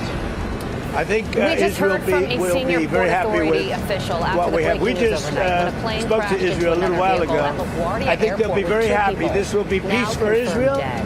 long-term peace, guaranteed peace. On this Monday morning, if this happens, what? then I can't guarantee it, but I think it's going to. Just moments ago, my life is a deal. That's all I do is deals. My whole life. I think this is something Hold that's on a going to minute, happen. guys. Why wouldn't it happen? But So, it does appear there tomorrow are 9 individuals morning sometime, with their serious time, injuries at we this were time. expected Still to in the blow up hospital. their 2 pilots that you largest see on your electric screen right there generating confirmed plants dead. that LaGuardia cost will over be $10 closed billion until to at build. least 2 It's a very p.m. good one. There was Could no be dearth of longer, money. depending upon And how long the investigation takes. one With shot, that, let's it's go gone. live now to CB It collapses. live at LaGuardia with Why the would they very want latest. that? CB. So they called. I didn't call. They called. They want to make a deal. And we are very willing to make a deal. It's got to be a good deal. And it's got to be no more wars, no more nuclear weapons. They're not going to have nuclear weapons anymore. They're agreeing to that. Any of that stuff, there's no deal. Have they offered to reopen? How are you going to? You said you want to get the enriched uranium. How are you going to get the enriched uranium? Are you going to? It's very easy. I know, Sharon. I fixed it. If we have a deal with them, we're going down Sorry and we'll about take that. it ourselves. Can I ask you, the Treasury lifted sanctions on Iranian oil that was out to sea. You criticized President Obama for giving Iran $1.7 billion. Well, I just want to have as much oil in the system as possible. But Iran is And we don't even know if Iran gets that money. Frankly, I think it's very hard for them to get it.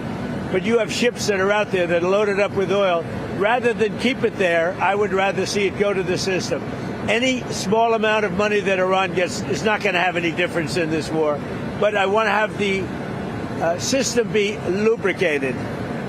Even $14 billion, you don't think helps them? Where's the $14 billion? Because the inflated price, they get $14 billion from the. I don't think they're getting the money. I could tell you, when this is all over, I will tell you who's getting the money. Mr. President, the Marines from California, given that it'll take them weeks to arrive, is the intention to police the strait or take car? What are you talking about? Well, it's been reported that there are Marines that left California, left San Diego last week, at the end of the week. Why are they headed there now? Well, let me ask you this. If here you we were go. in my position, and I asked you that question, do you really believe I'd give you an answer? It's a crazy question. Mr. President, We don't talk Love about him. by illegal immigrants. strategy. Yeah? Another woman was killed by an illegal immigrant that was let in under the Biden administration. Let in by Biden. Give a message for her family. It's devastating. These people were let in by Biden. We're getting them out. We're getting them out fast. That's why ICE is so important. They're doing such a good job. This animal, I saw the whole thing last night. They gave me a briefing. Came in through Joe Biden with his open door policy and his border czar, Kamala, who never saw the border. Never made one phone call. All the ICE people, you see, they all know me. Everyone knows me. They like me. I speak to them all the time. Didn't make one phone call during 4 years. She was the border czar to anybody on the border. Never went there. This person came in through the open door policy of Joe Biden, and we have others. We're taking them out by the tens of thousands. We're doing a great job, but it's a shame. They've hurt our country. Just remember this. Joe Biden and that gang of radical left lunatics, some very smart, but radical left and bad ideology, sick people. These people have hurt our country very badly. Are we Yes, they have. talking with Iran about hitting those uranium power plants? How is that different from what Russia has been doing in Ukraine by hitting Ukrainian power? Well, I think it's a lot different. And if you look at the nuclear weapons These that news they wanted to reporters have, are that they wanted so to possess, on the a lot left. of things are different. Lapdogs I'm not on a the fan left. of what Russia's doing either, just so you understand. All right? But it's a lot different. You're talking about a country that has been evil for 47 years. They've been horrible. Death all over the world, not just us. Look at the way they attacked unexpectedly all of those countries surrounding them. It was not supposed to be. Nobody was even thinking about it. But they wanted to take over the Middle East, and they wanted to knock out Israel permanently. And if they had a nuclear weapon, they would have been able to do that. Mr. President, talking to Iran. Mr. President, do you know whether Joe Kent was leaking? Look, I'm not a fan of the guy. If you look at, and you never cover this, if you look at his truths or whatever he went on, if it's X or truth, if you look at his truths or his statements, he was all for everything. All of a sudden, he wasn't. He was a man that I met at Dover. He came and his wife was killed. He remarried fairly quickly. His wife was killed, and I felt badly for him. He ran for Congress, he lost. He ran for Congress again and he lost. I said, you know, he's a guy, nice guy, seemed like a very nice guy. I met him, he was pretty heartbroken, but anybody would be I said, you know, it's a shame. He ran for Congress twice. Unless you're a man that doesn't realize the beautiful thing Smart. that you have. They gave him a job in the White House, and this is what he does to me. Why would you hurt a woman? Being a nice guy doesn't pay off too much. Mr. President. Think of it. He loses twice in Congress, ran not very good campaigns, should have won, but he loses twice. How do I get him? I have my people call him, because I didn't deal with him for the most part. I saw him a couple of times, but I never dealt with him at all. I had no idea his ideology was left or right, whatever it is. I can say this. He said very strongly that Iran is not a threat. Iran's been a threat for 47 years, and there's not a country in the world Angela, that doesn't I got agree that with video me on playing next, actually. So I got it up take in the this queue. guy, Joe Kent, who lost twice for Congress, pretty badly and tough, and was devastated. And I know that he lost his wife. So instead of letting him live out his life, I brilliantly have my people call him and offer him a job in security, essentially, in the White House. And what does he do? He goes out and he says that Iran is not a threat to get publicity. Now, he probably signed up with CNN or maybe signed up with your division of Newsmax. I don't know. President Trump taking many questions there outside of Air Force One on his way to Memphis in a moment, taking a lot of questions, especially about Iran. Just then he was talking about Joe Kent, who had resigned last week over the Iran war, and he was talking about why he was there in that job in the first place. Be sure to like and subscribe. Here we go. Let's go to the Laken Riley 2.0 situation in Chicago. Laken Riley, this new woman that was killed. And does anybody recall in the chat and those listening abroad, do you guys recall the situation where that one family couldn't find their teenage daughter? She was brilliant. She was intelligent. She had a lot of friends. I think she was a cheerleader. She was assaulted by two illegal immigrants. They ginsued her and put her under her bed.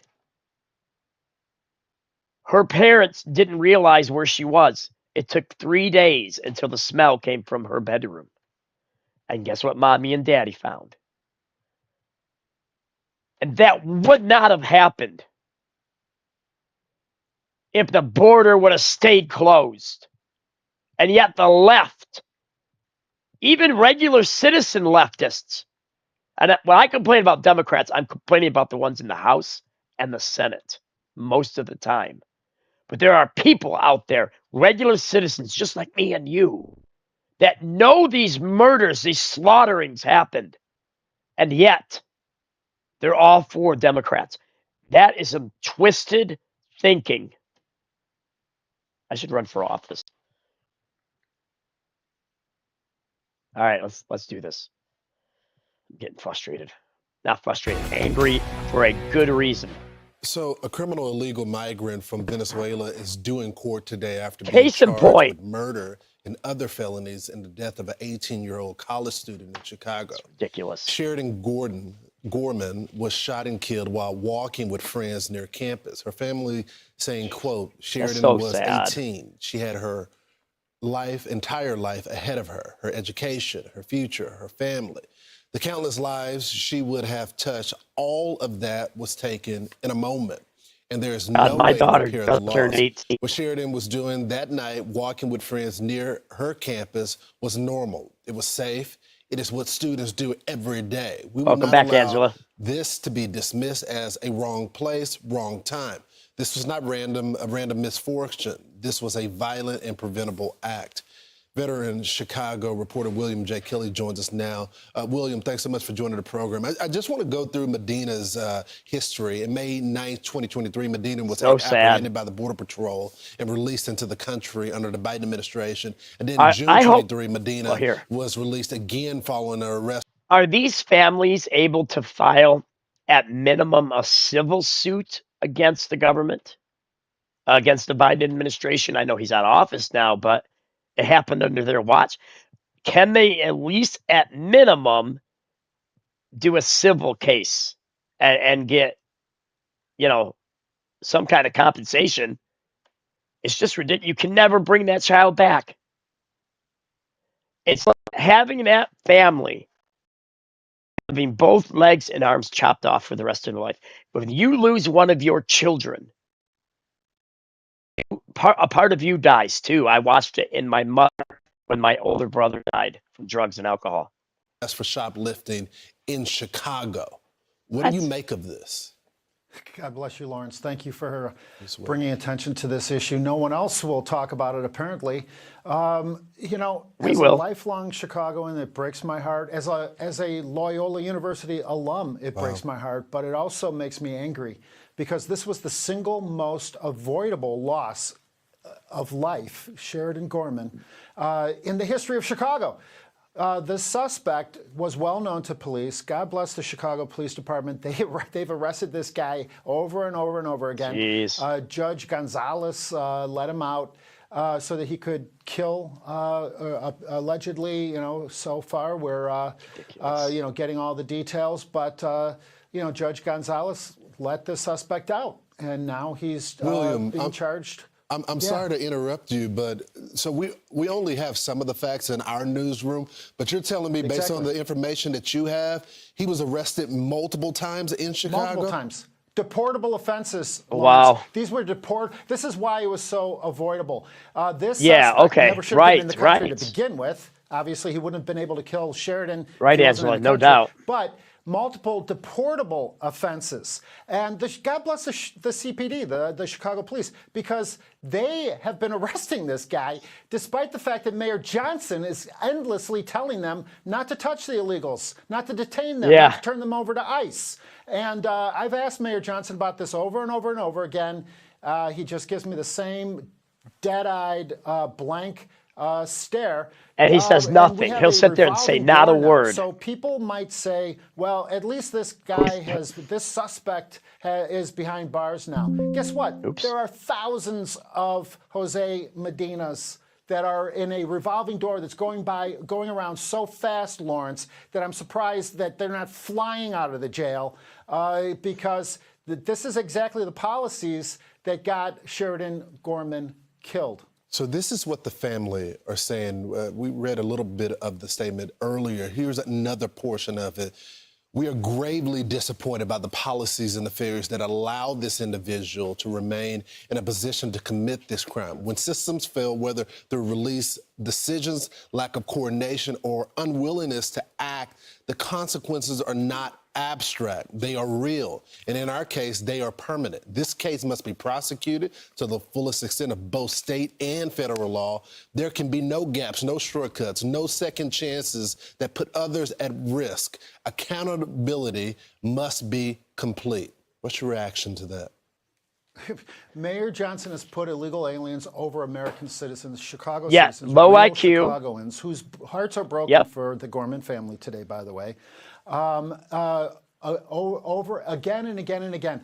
Mayor Johnson has not even released a statement offering his condolences. His apology would be more appropriate. And maybe it's a good thing because knowing Mayor Johnson the way I know him, his statement would probably be accusing Sheridan of provoking this attack, this crime. There was another young lady, beautiful young lady, just like Sheridan, who was set on fire on the CTA, on public transportation. Yeah, my God. Mayor Johnson said it was an isolated incident. That is either the coldest or most hateful response I could ever imagine anyone giving, much less the mayor of the city of Chicago. Johnson and his policies have given these illegal aliens the idea that it's not the American dream that you and I were raised to believe, but it's a criminal dream of fraud and rape and robbery and murder. And this is Johnson's legacy. It's disgusting. It's disgusting. And William, you've been reporting on this for a while. I just wish people would be listening there. Thanks so much for joining the program. God bless you, Lawrence. Thank you. You as well. Hey, it's Will Kane. Click here to subscribe to the Fox News channel on YouTube. It's the best way to get our latest interviews and highlights. Next and click video. to subscribe to the Will Kane podcast for full. Let's see here. Let's do. Yeah, this is only a. Oh wait, let's do this one. Might as well. All right, here we go. We just heard from a senior Port Authority official after the breaking Hearing news more on overnight this. when a I plane want crashed more into another information on vehicle this. at LaGuardia Airport with 2 people now confirmed dead. You are watching Fox and Friends First on this Monday morning. I'm Carly Shimkus. And I am Todd Pyro. Here is what we know just moments ago from that press conference. 41 people on that plane were transported to the hospital. 32 were released, but it does appear there are 9 individuals with serious injuries at this time still in the hospital. 2 pilots, as you see on your screen right there, confirmed dead. LaGuardia will be closed until at least 2 p.m., could be longer depending upon how long the investigation takes. With that, let's go live now to CB Cotton live at LaGuardia with the very latest. CB. Todd, Carly, good morning. An absolute tragedy here on the ground at LaGuardia Airport as we get that official confirmation that 2 pilots have been killed in this collision between a passenger plane and a fire truck. What was that? Let's take weird. a look at this crash site because this was a gut-wrenching scene. You can see here on the screen that Air Canada Express plane on the tarmac with its nose completely torn off, and nearby there appears to be the overturned, damaged Port Authority fire truck. To give some context, the Port Authority of New York and New Jersey operates this airport.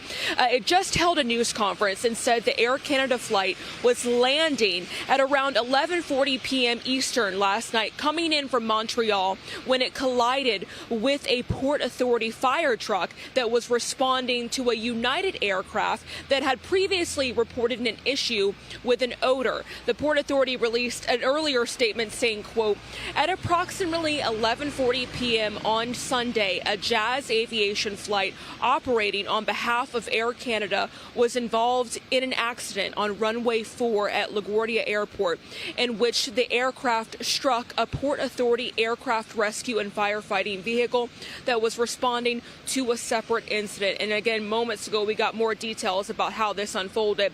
So Air Canada again says that flight was traveling from Montreal to New York, operated by Jazz Aviation. We also learned the flight had 72 passengers and 4 crew members on board. Port Authority recapping moments ago that 41 passengers and crew members were taken to the hospital. 32 people have now been released, but we've been told there are serious injuries. There was light rain, fog, and mist when the collision occurred, but it's too soon to say how and if the Look how weather played a nasty role. that plane Here's looks. one injured Fire passenger trucks are like steel, aren't they? Like built out of steel? And those airplanes are fiberglass, I think. Like a regular flight, like always, but as we were arriving, we came down really hard. Like always. And then, Like he flies all the time. Like we stopped. That's pretty really cool if he quickly, does. And then I've never flown. 2 seconds later, we just had an absolute like slam. Everybody was flying everywhere. I mean, like the plane started veering off left and right, and there was, I mean, just it was chaos. I mean, it didn't feel like there was anybody in control of anything. Morning, none of you. How you doing today? And our thoughts and prayers are with everyone who was involved in this collision this morning. Todd, as you mentioned, there will be no flights into or out of LaGuardia Airport until at least 2 p.m. local time. The NTSB will now lead the investigation. Back to you in the studio. Remarkable to hear that first-hand account from that passenger, CB. CB Cotton live for us at LaGuardia Airport. CB, we thank you so much. Let's bring in former NTSB investigator Charlie Pereira.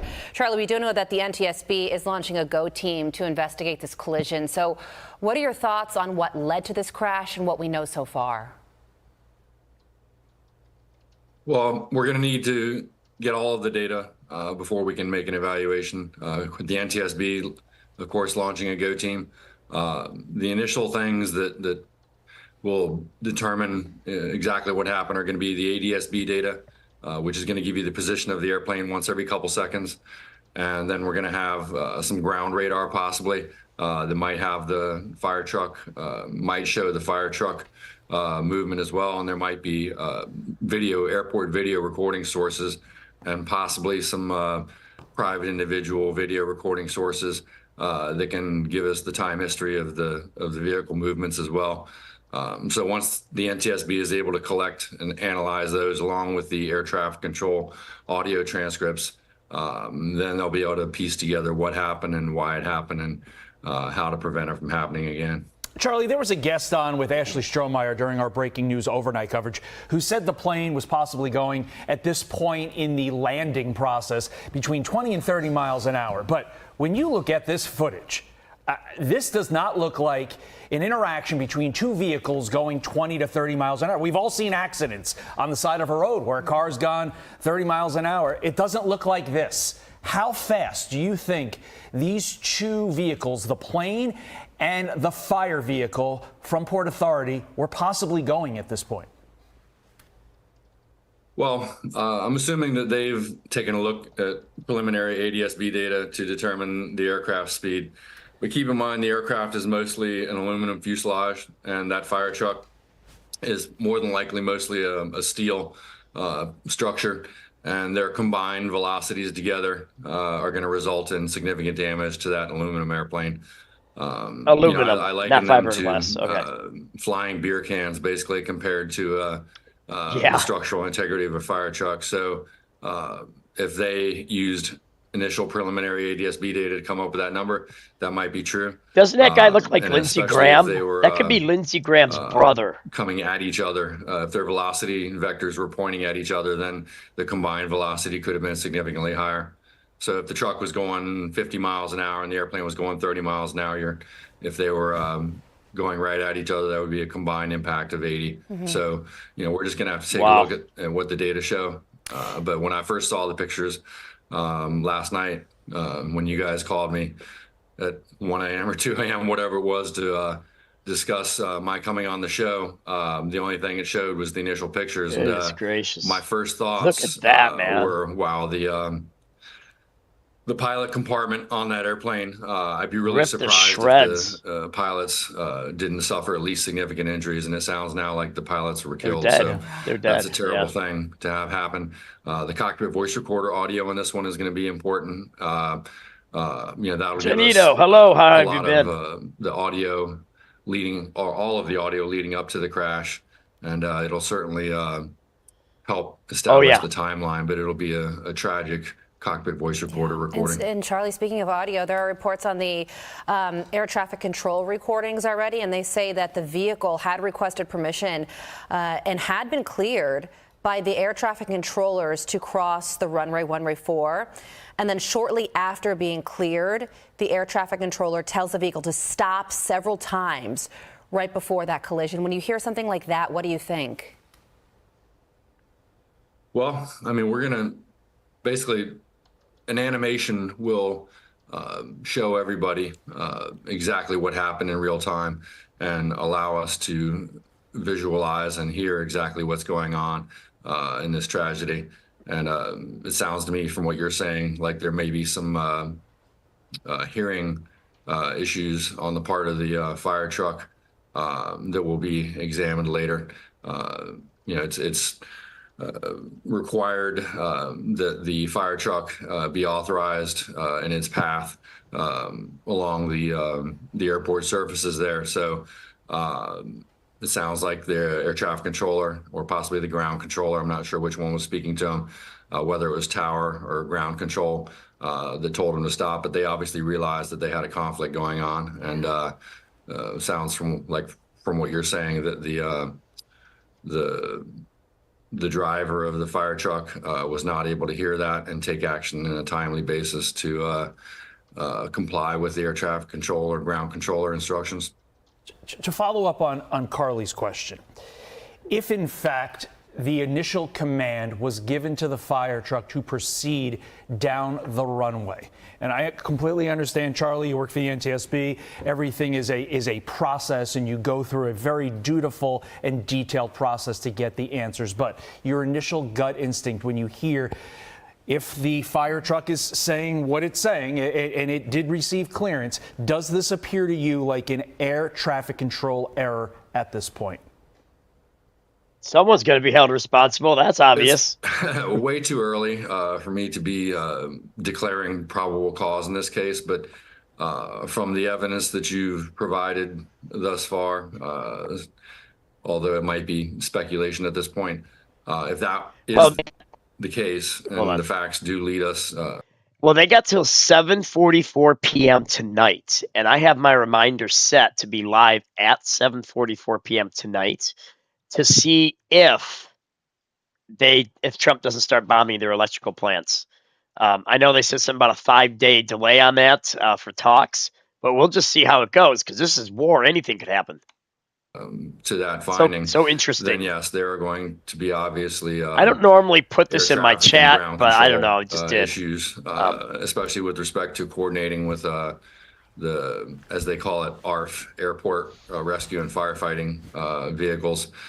And it's not surprising. Gosh, he looks like Lindsey Graham. I just can't get over it. As we call them, they could be twins. Findings and issues and recommendations. Let me see, I got an idea. For example, on the San Francisco Asiana crash over a decade ago that I worked on, if you recall, we didn't have any fatalities caused by the initial crash, but some of the passengers that were on the runway surface were run over by ARF vehicles and killed in the process and injured. So this is going to be yet another tragic airplane accident that leads us to some improvements and safety recommendations in the Airport Rescue and Firefighting ARF category. Yeah, listen, Charlie, LaGuardia is now closed until 2 p.m. at the earliest, no which doubt. means Looks there just are like going to be major impacts to flyers, considering there are already bottlenecks at the airport right now. But our thoughts and prayers certainly go out to those 2 pilots who have been confirmed dead. Charlie Pereira, we thank you so much for your time. Charlie Pereira is his name. Be sure to like and subscribe for all the Fox News latest here we go. We're going to do this. And catch full let's shows see here. streaming That one's now done. on Fox 1.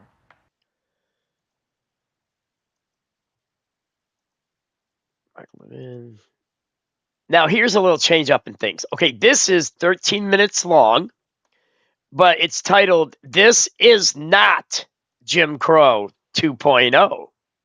Let's take a listen to this. This was 13 minutes, and at noon we have Larry with Larry O'Connor coming up. Yeah, a lot of people don't like Lindsey Graham, but that guy I think looks just like him. He's a warmonger. During wartime, when it's a good war like this one is, in our opinion, it's not so bad when you have war hawks. But when they want to go to war, when there is no legitimate reason to go to war, you're just killing young people. You're killing innocents for no reason. Mr. President. But I support the war, absolutely. As Senator from Pennsylvania. I ask unanimous consent to end the quorum call. Without objection. Mr. President, a few weeks ago, I rose in this chamber in support of the Save America Act. Excuse me. I implored my colleagues to listen to the people who put us here, to restore their trust in our elections, to defend the integrity of what John Adams called, and I quote, the primary right by which all other rights are protected, end of quote. Mr. President, today the rubber meets the road. We must continue our debate in front of the American people, and we need to pass this bill. Well, you don't have to debate and that's in front why of the I rise American today to dispel the myths peddled by the bill's opponents and to remind us and to remind the American people what it is we're really debating here. Now, I understand the importance of election integrity more than most. In 2022, I lost my first statewide election by 950 votes. That's about 14 per count. That's a hard loss. And I won my second statewide election by 15,000 votes out of about 7 million votes cast. These incredibly narrow races show just how important it is that our elections run smoothly, fairly, and that only legitimate votes are counted. And right now, we cannot pretend that all elections in America meet this standard. In my home state of Pennsylvania, an illegal immigrant named Mahadi Sacco was recently indicted for having illegally voted in 7 different federal elections, including the 2024 election. And he was not the only one. We have seen similar cases of non-citizens voting across the country. Also in 2024, a Chinese national was caught and charged in Michigan after his ballot had already been processed. And just days ago, a British national was charged in Texas for illegally casting a ballot in the 2024 election. Really? Now, critics of the Save America Act, they say such cases are rare. But in 2024, two of the 5 swing state Senate races were decided by less than 0.3 of a percentage point. And the other 3 races were decided by 2 percentage points or less. The key point here is it doesn't take that many illegal votes to swing an election, and by doing so, to change the course of history. And this is a big and, because an additional 10 million illegal immigrants entered the country during the Biden administration, that's undisputed, that risk has risen dramatically. And therefore, it's no surprise at all, Mr. President, that more than half of Americans say they are deeply concerned about the integrity and the fairness of our elections. And it's also no surprise that the American people are demanding we do something about it. They're demanding a change. And so do my colleagues. As stewards of our constitutional order, we have a duty. We have a duty to root out the source of this distrust and restore the integrity and the confidence in our democratic process. And that, Mr. President, is why I support the Save America Act, and it's why I hope that we can gain support from across the aisle with our Democratic colleagues as well to support this incredibly important piece of legislation. This bill does one thing. It ensures that only American citizens cast ballots in American elections. That's right. That makes sense. And it does so it goes without saying, through a number of measures. First, it requires documentary proof of citizenship to register to vote. Votes, they don't win. It requires standardizing the list of acceptable documents that prove such citizenship. It creates an alternative process for applicants who lack such documentation.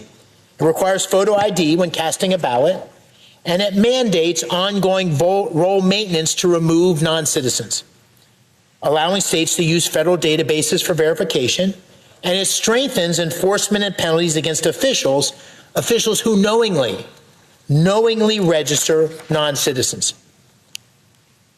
These are common sense measures, so basic, so reasonable, and most important, the American people support them.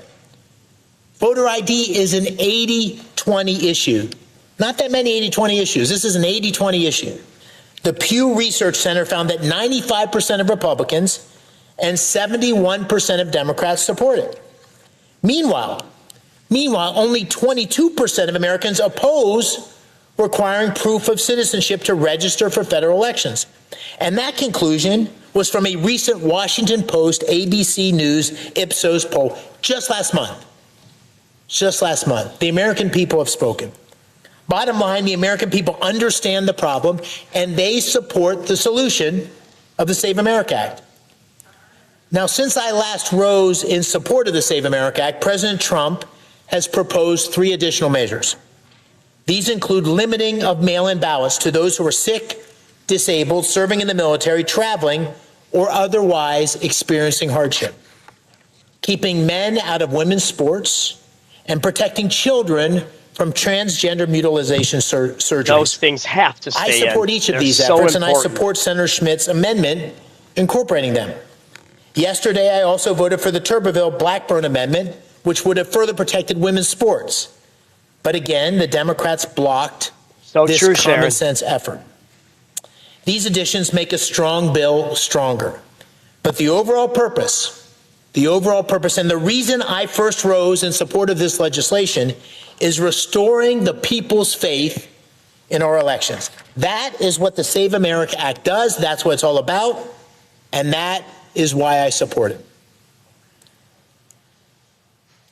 Now, Mr. President, I continue to hear a lot of misleading claims about this bill, and I'd like to address a few of them directly right here and right now. Myth 1, that the bill disenfranchises women who change their names at marriage. False. If you're already registered, this bill requires nothing of you. desperate For those registering for the first time or re-registering after a move, the bill explicitly directs states to accommodate name discrepancies. Applicants can sign a sworn statement, submit supporting evidence, and have an election official certify their citizenship. The bill anticipates the challenge and provides a solution. Myth 2, that voters must bring proof of citizenship like a birth certificate to the polls. False. Proof of citizenship is required only at registration. On Election Day, a standard photo ID suffices. This includes a driver's license, a state ID, a military ID, or a passport. We ask Americans, we ask all of us to show an ID to board a plane or to buy a beer. Asking the same to protect the ballot is not a burden. It's a basic, fundamental civic responsibility. Myth 3, voter ID suppresses turnout. The argument is that this bill, as some have called it, is a Jim Crow 2.0. This is false. There is no evidence that voter ID suppresses turnout. In fact, a 2021 National Bureau of Economic Research study analyzed a full decade, an entire decade of data, and found voter ID laws have no negative effect on registration or turnout. Let me repeat that. No negative effect on registration or turnout. A 2006 study by the Crime Prevention Research Center went further. Fraud prevention measures actually increase participation. And when my good friend Governor Kemp of Georgia enacted a voter ID law in 2021, the state turnout records in 2022 and again in 2024 were all-time highs. These facts are pesky things. But despite the facts, and despite the support of the American people, many Democrats have stood against this act from the very beginning. The reason? They fundamentally oppose requiring proof of citizenship to register to vote yes, please and email voter ID Absolutely. At the polls. It's just a fundamental disagreement. They fundamentally disagree with what 80% of the American people agree with. And because they know these principles are so simple, so intuitive, some have decided, sadly, they cannot defeat this measure with honest debate. It's a good video, though. I love it. And so instead, is so often the case in Washington, they try to bury this legislation, this very idea, in hysteria and misinformation. Yeah, they have no problem lying. Sadly, Mr. President, I've heard this bill smeared as, quote, one of the most despicable pieces of legislation, an attack on our sacred right to vote, a voter suppression bill, end of quote. And the Democratic leadership, before even seeing the specifics of the bill, declared it dead on arrival. Go away. I should be used to it. I'm new to Washington, but I should be used to this kind of performative language, this kind of escalation I see on the left. It's simply petty political theater. It's wrong. It's disgraceful. And it's unworthy. This kind of rhetoric is unworthy of the serious attention, the honest debate, and the thoughtful action that is required on such an important, such a fundamental issue. Mr. President, the facts around this issue are clear. Fact one, the American people are worried about the integrity of their elections, and rightly so. Fact two, the American people overwhelmingly support voter ID and citizenship requirements to ensure that only American citizens cast ballots in American elections. Fact three, these are the core features of the Save America Act. Fact four, there are abundant, readily available ways to get the proper documents or meet the requirements to ease access for all those who are qualified to vote.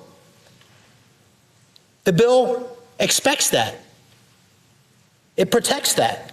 Fact five, this chamber can and must work together in a bipartisan manner to address this critical concern of the American people. It's possible. Don't believe this is not possible. We just did it. We just did it with the Road to Housing Act last week. Ladies and gentlemen, we have a problem. We have a problem with voter confidence. We have a problem with voter integrity. The American people want it fixed. And the Save America Act is a common sense and effective solution for addressing this problem. For all these many reasons, I implore my colleagues on both sides of the aisle to join me in supporting the Save America Act. I yield the floor. And I quote the absence of a quorum. Clerk will call the roll.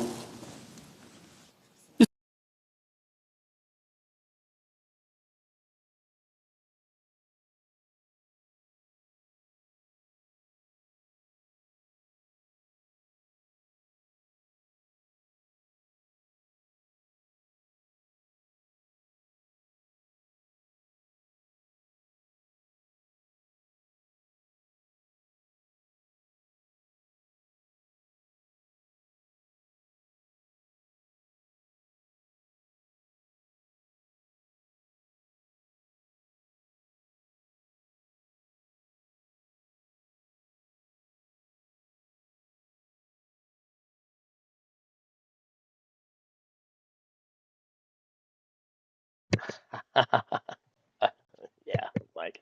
Mike's mic wasn't on.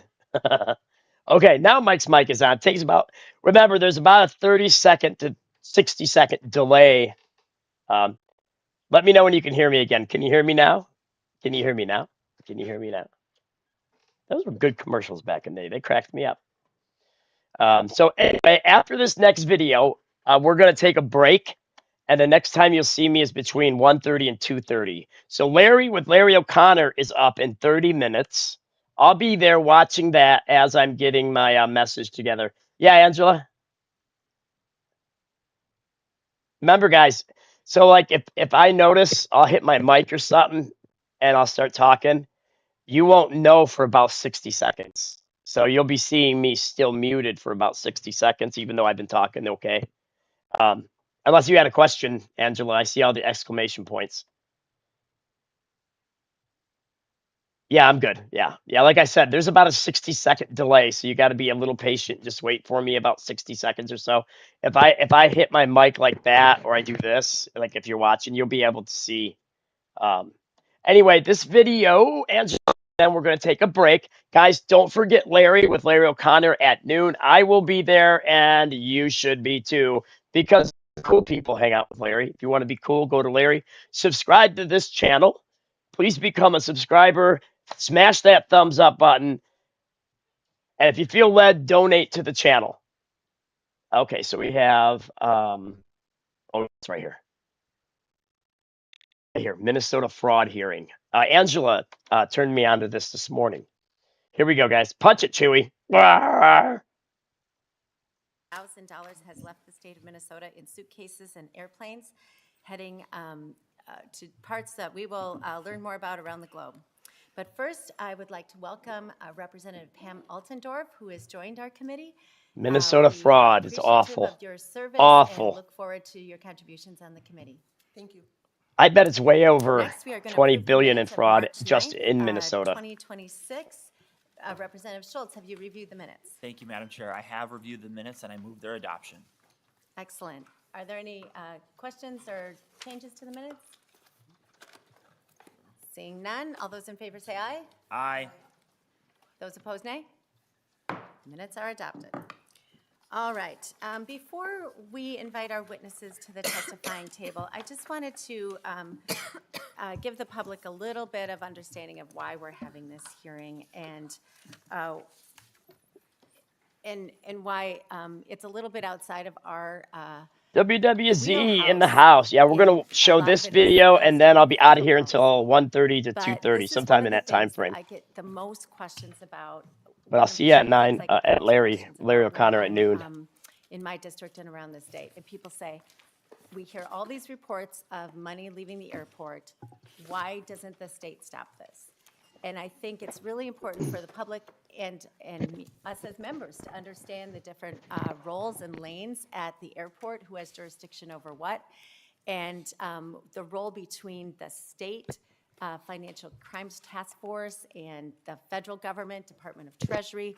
There's a lot of things that we can do together, but there's a lot of this that resides with our federal partners. And so I just wanted to make sure that we're having a clear conversation for our understanding as legislators and potential things we can do, but also for our federal partners and things that we will need their help on.